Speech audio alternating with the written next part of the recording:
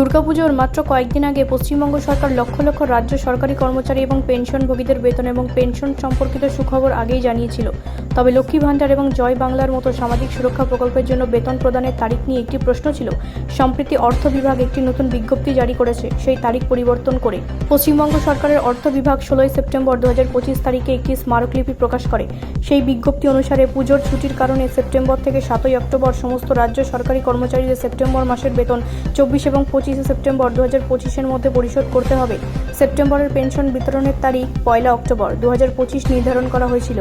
এই স্মারকলিপিতে আরও বলা হয়েছে যে জয় বাংলা এবং লক্ষ্মী ভাণ্ডারের মতো প্রকল্পের অধীনে 2025 সালের সেপ্টেম্বর মাসে আর্থিক সহায়তা সরাসরি 1 অক্টোবর 2025 তারিখে সুবিধাভোগীদের ব্যাংক অ্যাকাউন্টে জমা হবে। প্রাথমিক বিজ্ঞপ্তির কয়েকদিন পরে 22 সেপ্টেম্বর 2025 তারিখে অর্থ বিভাগ একটি নতুন সংশোধনী স্মারকলিপি নম্বর 3475 FY জারি করে।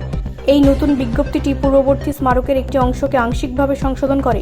এই সংশোধনী অনুসারে 2025 সালের অক্টোবর মাসের জন্য জয় বাংলা এবং লক্ষ্মী ভাণ্ডারের মতো প্রকল্পের অধীনে আর্থিক সহায়তা 2025 সালে অক্টোবরের প্রথম সপ্তাহের মধ্যে সুবিধাভোগীদের ব্যাংক অ্যাকাউন্টে জমা হবে।